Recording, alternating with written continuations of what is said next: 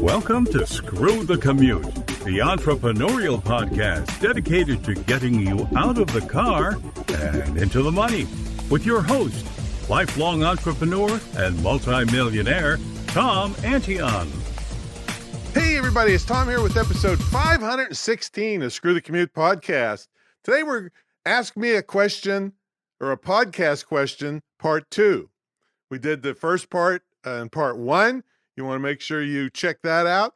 But today we're going to talk about recording environment, preparing to market, marketing, getting guests, marketing inside your episodes, launch teams, pre-recording, and a bunch more. Plus, if you make it to the end, I'm going to tell you how I got invited to the White House and got a speaking engagement where I never should have gotten one just by being a podcast host. We'll tell you that at the end.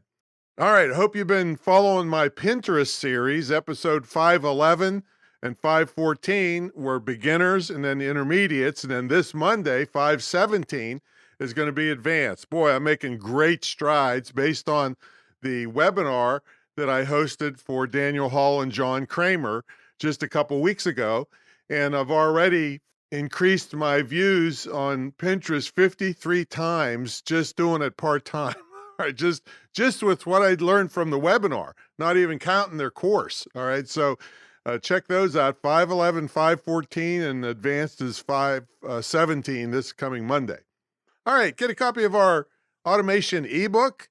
Boy, this thing has saved me carpal tunnel and saved me all kinds of time and allowed me to work so much faster and ethically steal customers from other competitors who are too slow to get back to people. This will really knock your workload down if you would just take the time, download the ebook, just pick one thing out of it. I'll suggest short keys if you're on a PC or Keyboard Maestro if you're on a Mac. That'll just save you thousands and thousands of keystrokes in the next couple weeks. All right. And I'm not exaggerating. So download it at screwthecommute.com/automate free. screwthecommute.com/automate free. While you're at it, pick up a copy of our podcast app at screwthecommute.com/app. That's APP. You can put us on your cell phone and tablet and take us with you on the road. All right. I'm still going strong with our pilot program to help persons with disabilities. Please contribute something to the GoFundMe campaign. It's one of the best things you can be most proud of. We're really changing these people's lives by getting them trained in digital marketing. And then we're going to get them hired or get them to start their own business or both. And so the disabled world has a lot of things going bad. And it's my mission to turn it around and help these people, and I would love to have your help. And we're going to use some of the money to hire persons with disabilities to help run the program. So it's a really great program at my school, IMTCVA, that's Internet Marketing Training Center of Virginia, but it's distance learning, so you can be anywhere, /disabilities. Click on the GoFundMe campaign, and you'll see videos from these people that are just so inspiring because 2 of the people are blind. And they're shooting videos and doing internet marketing. All right. So if you don't think you can do it, hey, go watch those people and they'll give you a little kick in the butt. All right, let's get to the main event. This is part 2 of Ask Me a Podcast Question. And so I don't know if I'm going to do the questions so much because there's so many questions on this. I just kind of combined a bunch of them into the big areas, and I'm just going to basically teach you. But they were all based on questions that I got. Now, one of the things is, Tom, why isn't my audio quality any better? I bought the microphones and I have a good computer and all that. Well, it's probably your recording environment. And what I mean by that is first you got to kind of understand a simple concept. See, sound travels at 1,100 feet per second. I think it's sea level. I'm not real scientific about this, but that's it. And compared to light, it goes 186,000 miles a second. Okay, so it's a big difference there. So let's say you're recording something, and when you talk into the microphone, your sound goes into the microphone, which is about 2 or 3 or 4 or 5 inches away from your mouth, right? But the sound also goes over and let's say hits a plaster or just a straight flat wall across your room that could be 12 feet, 15 feet or so, whatever. And then it bounces off the wall and comes back and hits the microphone. And maybe that's a 1/10 of a second or 100th of a second difference, but that's what contributes to echo. And echo, unless you're trying to do something theatrical, makes you sound bad. It sounds poor quality, low quality. And so you want to reduce that. And one of the ways would be to break up the flat surfaces in your recording environment so that it doesn't bounce. It hits something and either, diffuses, like goes all over the place, but it doesn't bounce straight back to the microphone, or it's absorbed. So that's called deaden. It's deadened.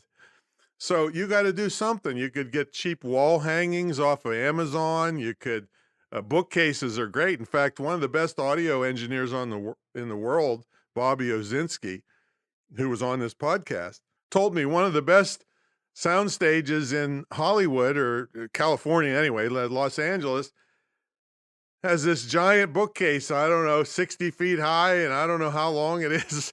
There wasn't all books, but it was just a bookcase with all kinds of stuff all over.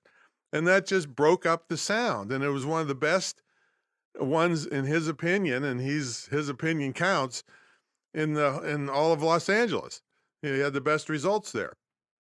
So you got to break it up. And he wasn't a big wart about the floor where I used to teach, and I still do. It doesn't hurt if you have hardwood floors or something, or tile, throw some throw rugs around just to break it up. He wasn't big on that. But then above you, if you have really high ceilings, this one guy, Derek Depker, who does a audio book seminar, which or webinar, you gotta listen to that one. We'll have it in the show notes for you. And he goes as far as getting a giant pool umbrella. Those ones that are 6, 8 feet across, and they have a real heavy base, and sits it in his recording area. And then the sound goes up and is just absorbed in that umbrella instead of going up to the hard ceiling and bouncing back. So all kinds of things like that you can do. But if you don't pay attention to that, all the stuff I told you about equipment and compression and all this noise gates and everything are not going to help you much. So get your recording environment set up, and consider things like I had this one guy said, "What's all that gurgling noise? Sounds like you're underwater." He says, "Well, what are you talking about? Everything's fine." He had a fish tank right near where he was, and when you live there, your mind just ignores it, but the microphone doesn't. Another lady had I kept hearing click, click, click, click. I said, "Hey, what's all that clicking?" She says, "What are you talking about? It sounds fine." She had a grandfather's clock right next to her. Again, she just tuned it out because it's there in her house going 24/7. So you got to pay attention to that stuff when you're doing good quality audio. So your recording environment. Okay, so next, some of these things are maybe a little out of order, but getting guests. Well, there's podcast booking services that you can just call up and say you're a podcast host, and the people that are in the service paid them a lot of money to get them bookings. And so even if you're brand new, most of them don't care. They just, the agency wants to get a booking so that they fulfill their obligation to their client. So you got those things. Now, I've had such great luck because of my connection to the National Speakers Association. But you don't have to have any connection to it to use it. You can go to the National Speakers Association. I think it's nsa.org or something like that. And it's in Tempe, Arizona. And you can just search their database. You don't have to be a member or anything to find speakers. But all of those speakers are loudmouths, and they can tell stories, and they're on all kinds of topics. So that's a really good source for you. But all you have to do is just look up podcast booking agency from the perspective of you being a host wanting guests, and you'll have more guests than you can shake a stick at. I got some advanced tricks on that in my course about this. Yeah, on my course, you can get the course, and then you can also get a feature, a special edition, or a feature on my podcast. Okay, let's see. Now, submitting your podcast. Well, last episode I talked about hosting it. We host at Libsyn, but what you do is you have to one time go sign up at all the podcast distribution places. So there's Spotify and there's iHeartRadio and there's the big kahuna is Apple Podcast. It used to be iTunes. But there's about 20 of them or more, and they're always coming up, and it costs you nothing to list yourself there. And then anybody that's there can possibly find you. See, so you got to sign up for those once, and then you put those all into Libsyn. And then when you upload your podcast to Libsyn, and when it's all ready to go, it distributes it to all these places for you. But you have to sign up one time for the accounts. Okay.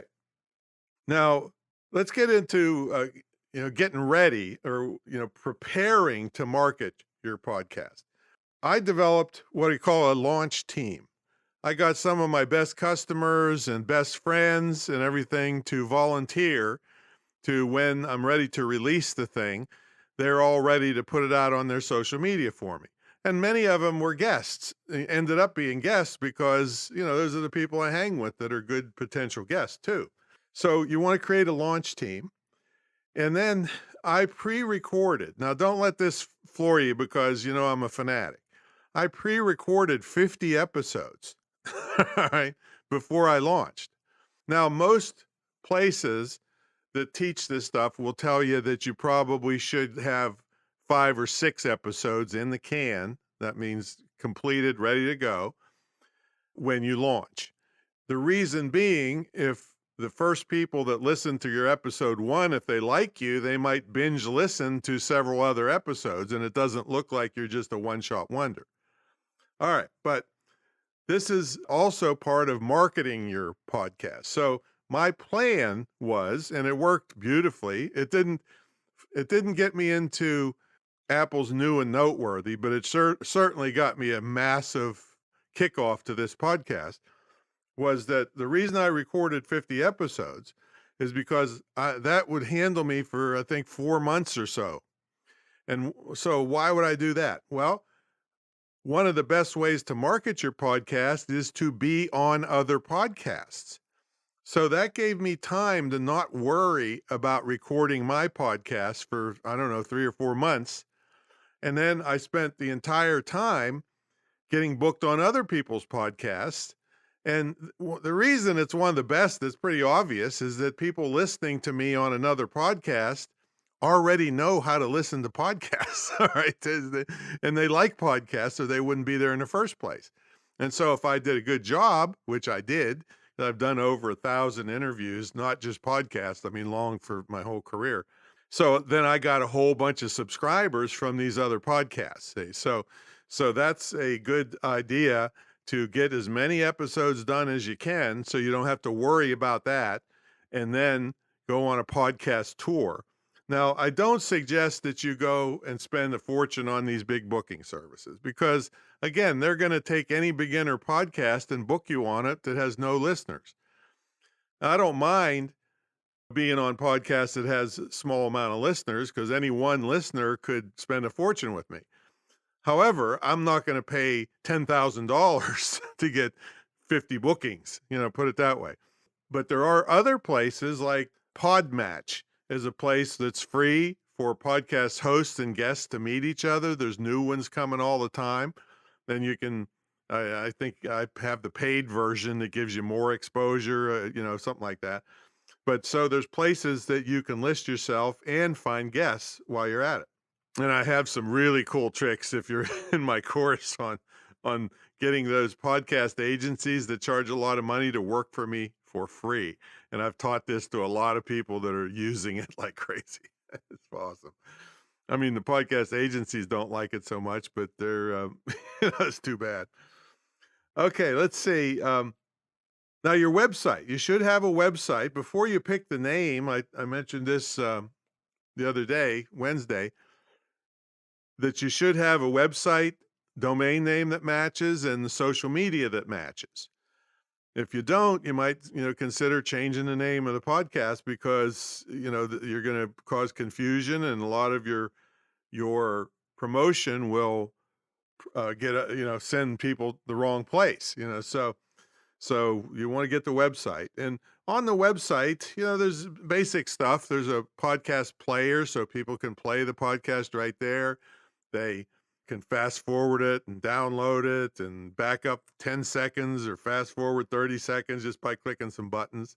Then also, I teach people how to subscribe and download and teach them how to use our podcast app, how to download it and how to use it. We have videos and instructions. You got to help people, right? I got plenty of places where you can opt in for stuff. And then I got a section on how to whitelist. That's important for email marketing. So all that stuff's on the website. And then to help me with the podcast tour and and I continue to do podcast episodes. And if you have me on, I will rock the world for your audience. So if you happen to have any connections, go ahead and send them to me. I'll be glad to do anybody's podcast that makes sense. If it's something weird that, I have nothing to do with, no. Yeah, and that's another thing. Only do stuff that you're credible at, because you don't want to get in there and bomb and then word spreads in the podcast community that you suck. I mean, there's plenty of places I could probably, with my experience, get by, but I wouldn't take the interview if it's something very specific that I have no knowledge and no credibility. It just doesn't help you.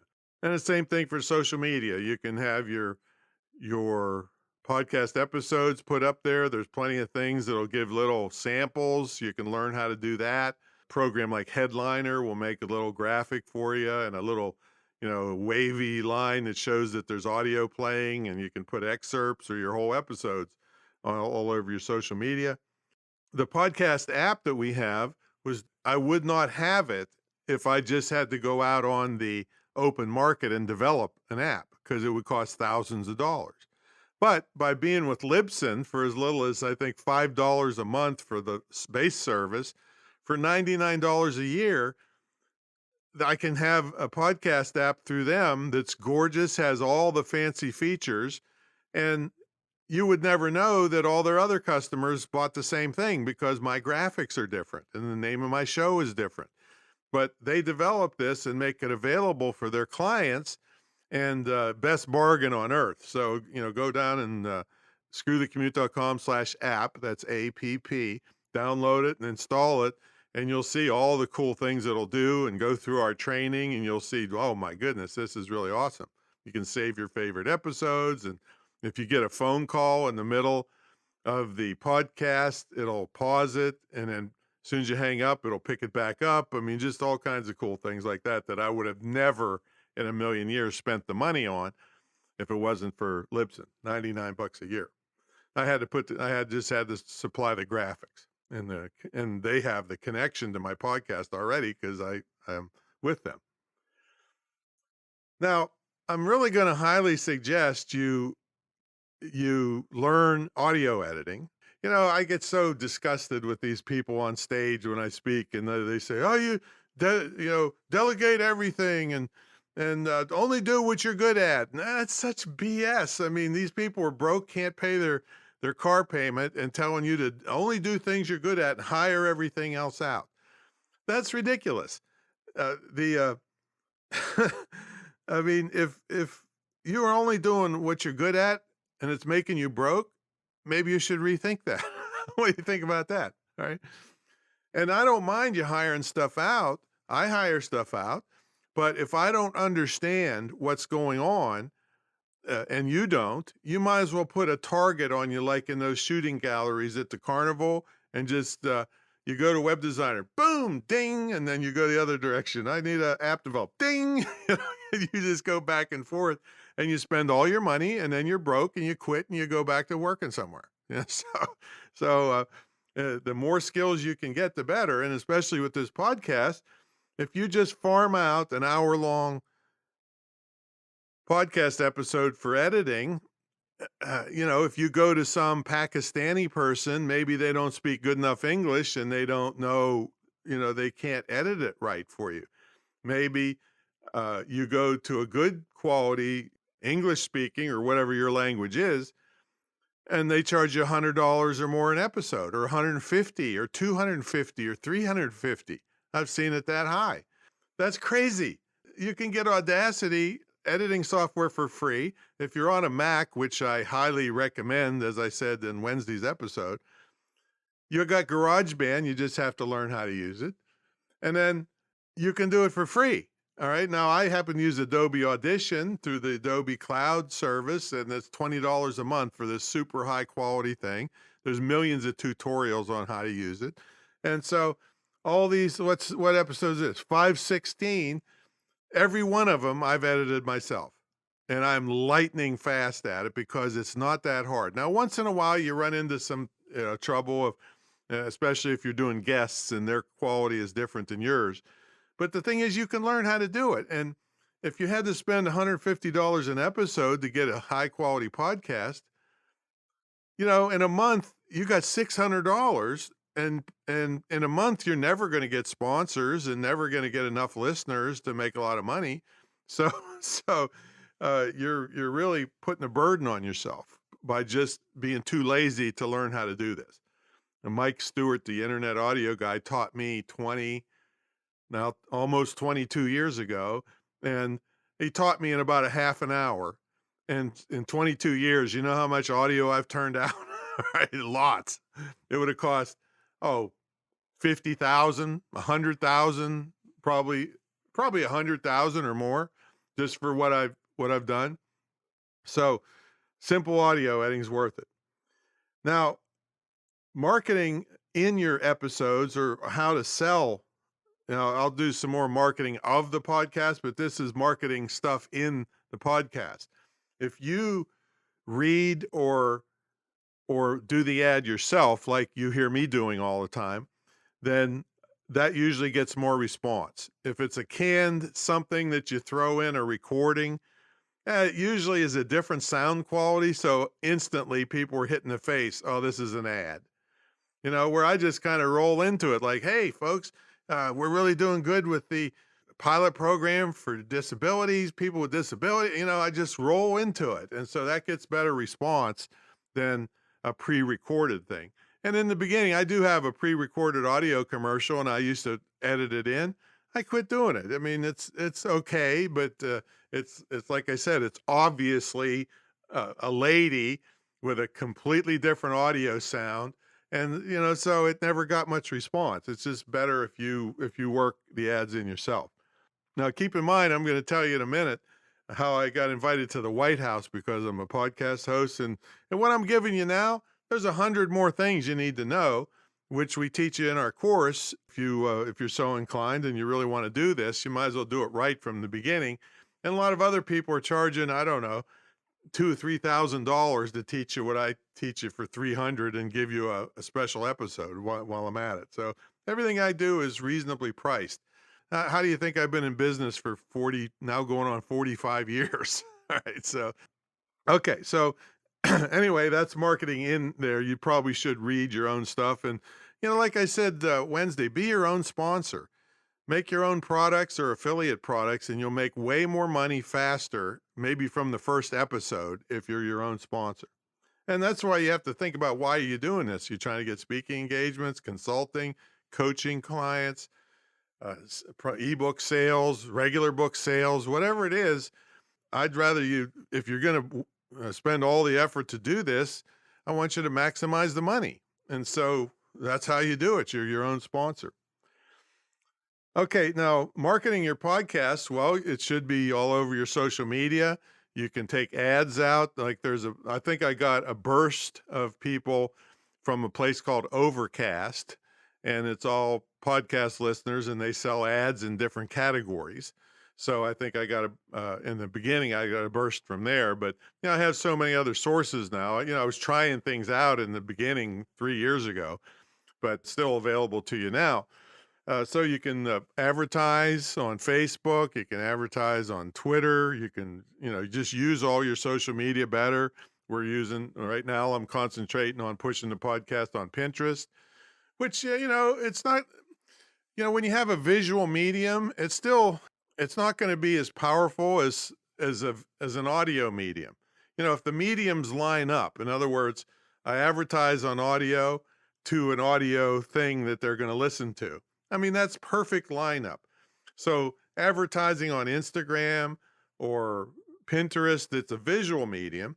It doesn't line up exactly, but there's still millions and millions and millions of people you can access cheap. And the way podcasts are taken off, like I explained Wednesday, you'll get a percentage and you can make it pay off. So that's we're right now we're concentrating on Pinterest, especially because that webinar. Now, you got to watch that webinar. I'm telling you, with Daniel Hall and John Kramer. I got the replay available. If you just email me, you can listen to it immediately.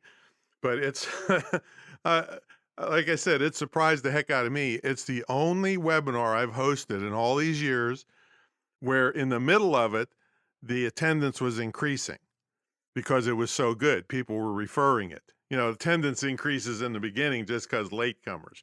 But when in the middle, it keeps increasing. I think it increased by 25%. So people were referring it right in the middle of the podcast. I mean, it was really amazing. I think you're crazy if you don't listen to it. So then we'll have the link in the show notes, but if you email me, I'll send it to you right away. Okay, so now's the time to tell you about how I got invited to the White House. And I'm going to give you a marketing trick that I believe I invented because a lot of top podcasters were not doing it until I kind of invented it. I'm not claiming it for sure. When I claim something for sure, it's for sure. This is something that in all my research I never saw. And then I thought, this is a way I could really make some inroads. So anyway, I'll tell you how it happened. The idea is that in the beginning, I was teaching people, and this is about Facebook, by the way, to search out Facebook groups where they think would be people that would be interested in their podcast topic. And then join the group. And then anytime you join a group, you got to be very careful that you don't make the admins mad by breaking their rules. Like you can't just go in there and blatantly advertise in most groups or you'll get kicked out instantly. So I say, okay, join it and make nice comments. And then if you're lucky, people will come over and check your profile out and see you're a podcast host. And yeah. All right. So I thought, you know what, this takes forever. And you're just kind of crossing your fingers, you'll get some results out of it. So I thought, you know what, let's go straight to the top. By being a podcast host, and this is more than just this trick I'm going to show you now, you can get all kinds of interviews and reach all kinds of people you could never reach otherwise because they're all publicity hounds. I mean, I've had major big authors on here and all kinds of people, right? Because they're all, and especially during the pandemic, they're all sitting home. They can't be on their tours. They can't be doing their speaking engagements. So they're home. And so they're using the time for publicity. So anyway, the new method that I teach, and this is, like I said, this is normally only taught in my big fat class, all right, but I'll give it to you. Instead of joining the group, you go directly to the admin or admins of the group and offer to interview them on your podcast. And what happens is you make them look great on your podcast. Guess where they're going to tell people about it? In the group. So you do a great podcast interview with them. They post it in their group, and now you just went to the top of the heap of that group, and you're exposed to that entire group. So let's take this a step further. So I was interested in reaching military spouses because we have a deal with the Department of Defense in my school to participate in their military spouse scholarship program. Beautiful. But I'm not a veteran. I'm not have no military connections really. I've helped a lot of military people, individuals in my school, but didn't have any real connection to the military community in a big way. So I interviewed this guy that has a a Facebook group that's got 15,000 veterans in it. And we hit it off like crazy. He's a Bronze Star recipient. We were talking guns and, so we really hit it off.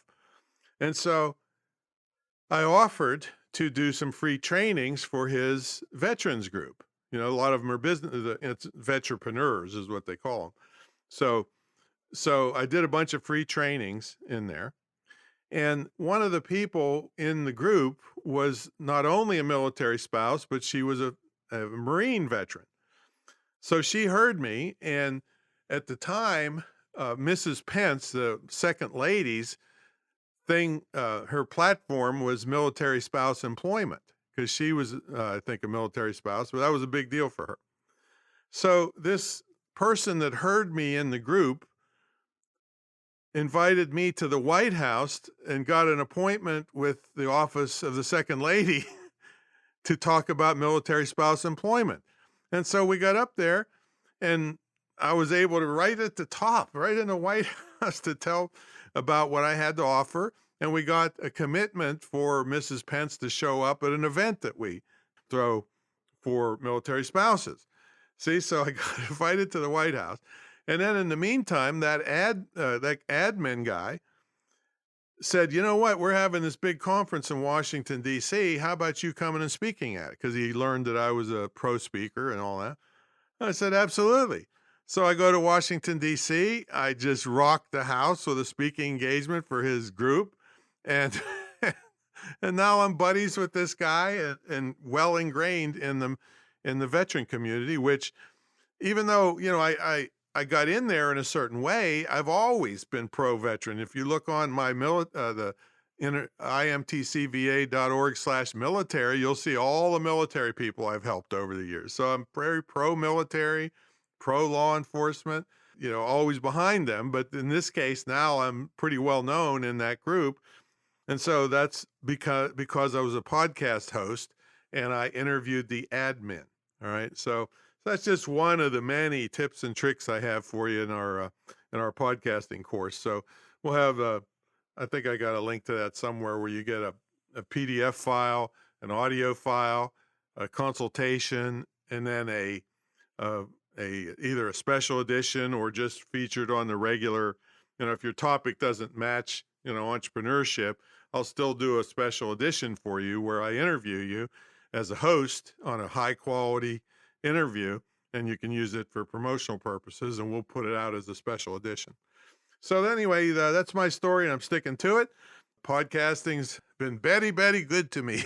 All right, if you know what that means, you're old. Okay, if you know what that accent means. So check it out. Please help us out with the GoFundMe campaign to help those persons with disabilities at imtcva.org/disabilities. And I will catch you Monday on the advanced Pinterest session. Also, make sure over this weekend, take a couple hours and watch and take great notes on this Pinterest webinar, because I'm going to take a minute here and tell you about it. You don't have to have a lot of stuff going for you to make big inroads in Pinterest. See, Pinterest is not just a social media platform. Pinterest is a visual search engine. So if you play the game properly, which they teach you on this webinar, you can get great results in like no time flat. And you can send people to affiliate products. See, Pinterest doesn't hoard everybody onto their site like Facebook and Instagram and all that. They let you click out to wherever you want and don't charge you for it. All right. So now you can advertise on there too to accelerate things, but if you put the right types of pins up that are really easy to create, wait till you see on this webinar how easy it is. You can, like I said, my views in 2 weeks after listening to the webinar increased 53 times. And if I go look today, it's probably 54 times or 55 times as much. And I'm just playing with it part-time. See, because I got so many other things going on. So listen to that webinar and implement the Pinterest stuff, and it can be a great way to promote your podcast and everything else you got too. Because another nice thing about it is, I have tennis stuff, I have self-defense stuff, I've got entrepreneurship stuff, I got public speaking stuff, internet marketing stuff, mentor stuff. See, so I can have different what they call boards for all of that stuff, and it doesn't dilute my main expertise. See, and I would never in a million years dump all that stuff on one website. I have websites for all of that stuff, but there was a big production to create all these different websites. But you can create a board in like 10 seconds on Pinterest, all specific on one topic, and you can have as many as you want. See?